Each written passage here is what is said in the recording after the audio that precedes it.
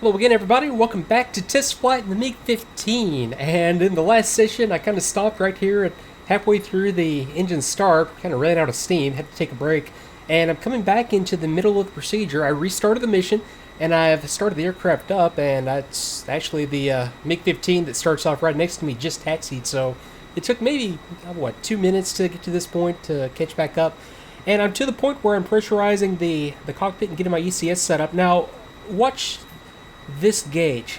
This is a sort of a two-function gauge right here. The top part is going to be my cockpit altitude. The bottom part is going to be the sort of like the pressure differential. So it's going to show me right now that the cockpit is exactly at the ambient, as you can see, because it's got zero differential. As I crack the valve, let me see if I can keep this in view. Yeah, watch the gauge as I open up the valve and pressurize the cockpit. Okay, so I'm past the stop and I'm to the blue setting.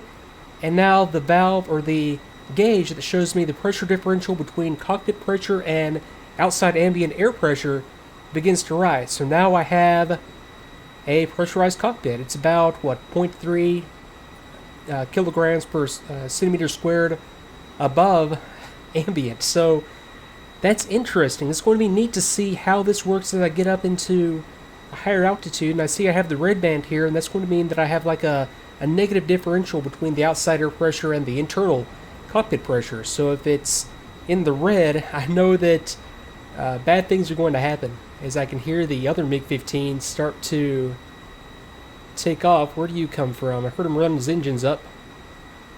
He'll be flying by here shortly. But yeah, I thought that was neat as I was doing the startup again the second time. And I'm going to leave this in the X position. And I know that there is also a canopy seal that gets inflated as part of the something to do with the pneumatic system. I'm not sure if it draws air off of this. I do have another outlet coming from here. I suspect this outlet right here goes to the canopy seal, and that's what inflates to create a good tight seal between the canopy and the canopy frame. So, okay. Yeah, little stuff that you notice as you're just doing stuff the second time, and that's the way that this always goes. You do stuff the first time, and then you're not worrying so much about reading step by step, and you'll be kind of noticing other stuff go on as you go, and I'm sure you've probably noticed that yourself if you've done this a few times. But, okay, we left off last time with getting the oxygen system up and running. So the procedure calls for me to turn on the pilot's oxygen supply by opening the oxygen supply valve. It's pointing to this valve right here, which is right here. So open.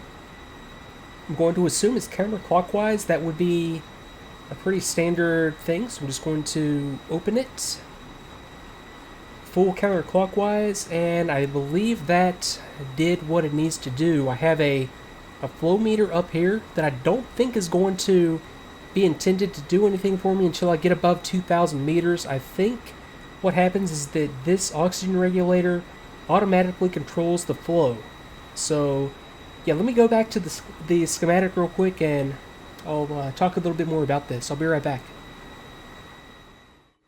Okay, and after looking at the schematics, some of the components we have here in the cockpit, some of the stuff is back behind us in the fuselage and other areas on the aircraft. So I guess I'll just start here. This is the inlet, or I guess the charging connector. That's where the ground crew would hook up an oxygen line to charge and service the bottles. I have a valve right here that's also tied in that function.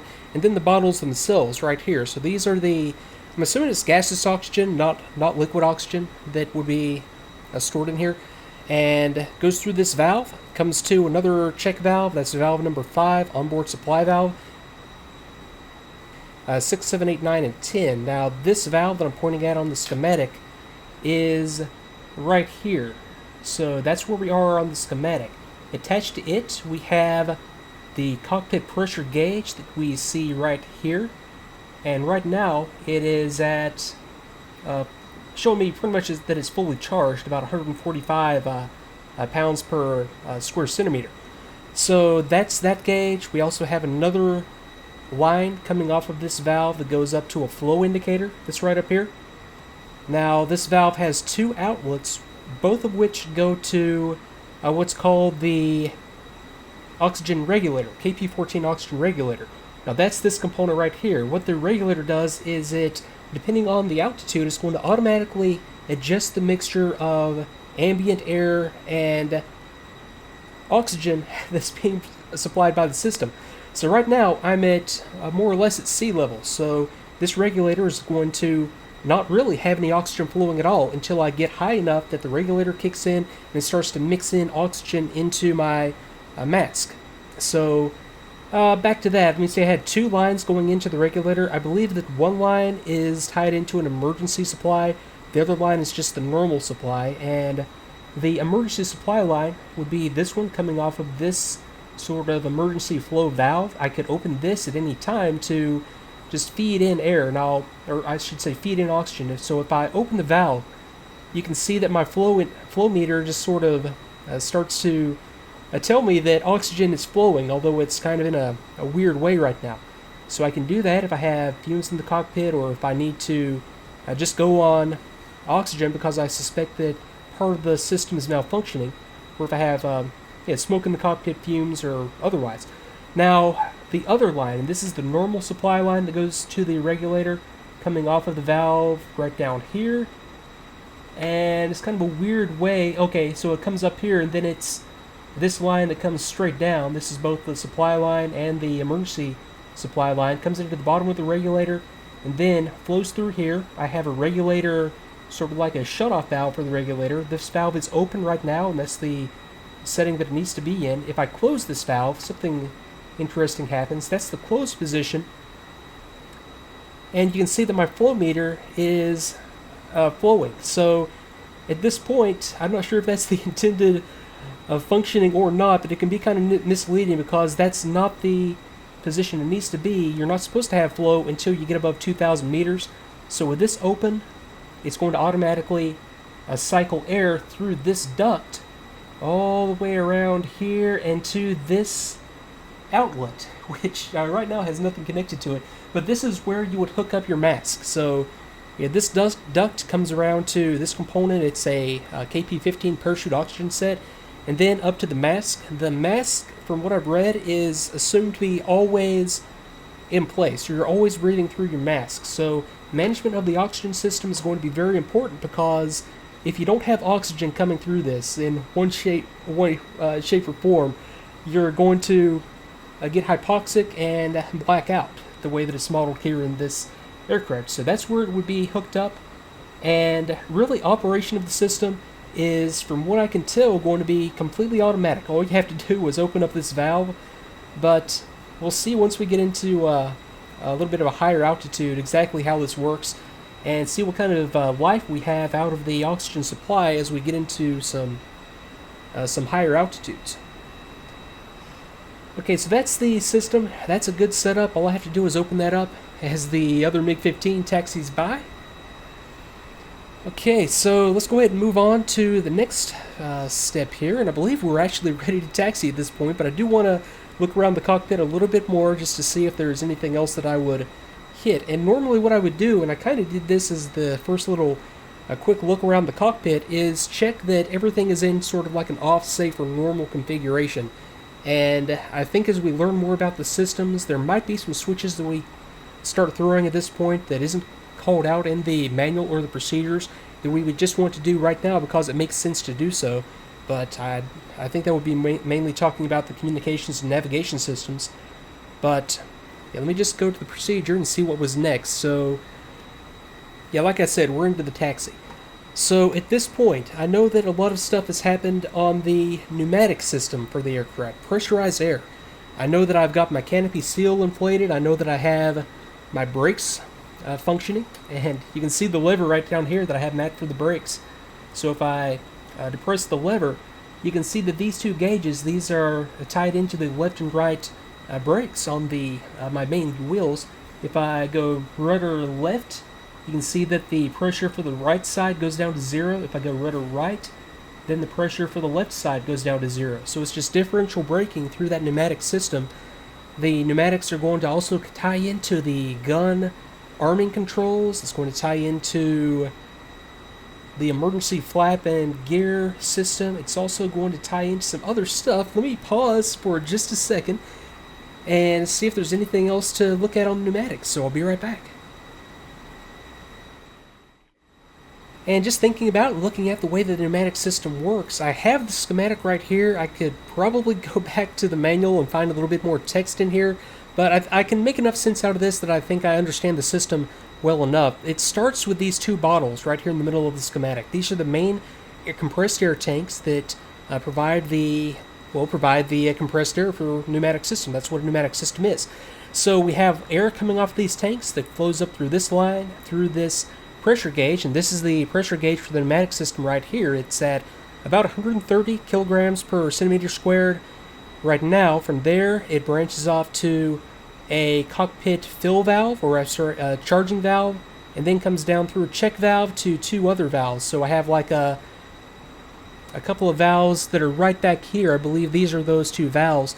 I don't have to do anything with these. I can't really figure out what the function is of this. Maybe it could be an alternate means of pressurizing the cockpit if the bleed air ECS system goes down. That's my working theory on that. I'm going to have to off-check that at some point to see if that's correct. But anyway, that branch is just sort of there. It's not something that I believe we're going to be worrying about. So let me follow this branch. So it comes off of this line through number 10, and number 10 are pressure reduction valves. So these are going to control the amount of pressure that's applied to different parts of the system.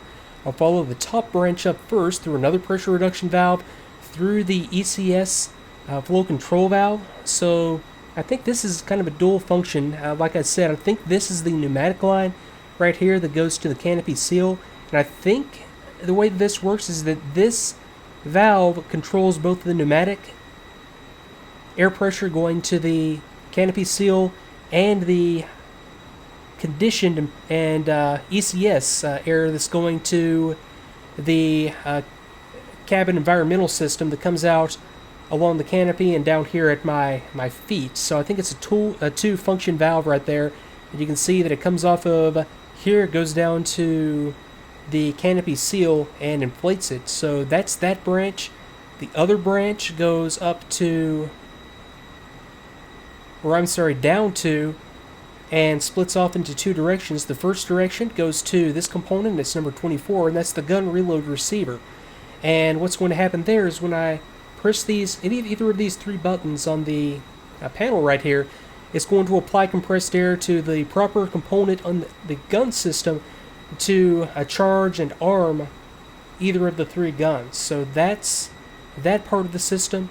It also branched off along this direction through a check valve to the brake valve, PU7 braking valve, and this valve, this component, is on the stick. So this is the component that it's referring to right here. When I actuate the lever right there, it's going to apply compressed air to the differential braking valve, and that's going to supply air based on the position of the rudder pedals to either the left or the right braking system on either main gear. So it's got a lot of functions. That was sort of the main part of the system. There's also a backup system, and that's going to be working off of a backup bottle, and that's the components right here. So we have air coming off the bottle. If I open up either of these valves, compressed air is going to be applied to either the main landing gear extension system. I think these are the hydraulic components, and I think what happens there is that the normal hydraulic functioning is kind of taken over by compressed air, by putting compressed air straight into the cylinder. That wouldn't work as well as hydraulic, but it would pressurize the system and allow like an emergency extension for the gear. It also has the same function, if I open up this valve, of applying compressed air to the component number 17, the flap extension cylinder, and it's going to allow me to extend. I don't think it will allow me, however, to retract the flaps using compressed air.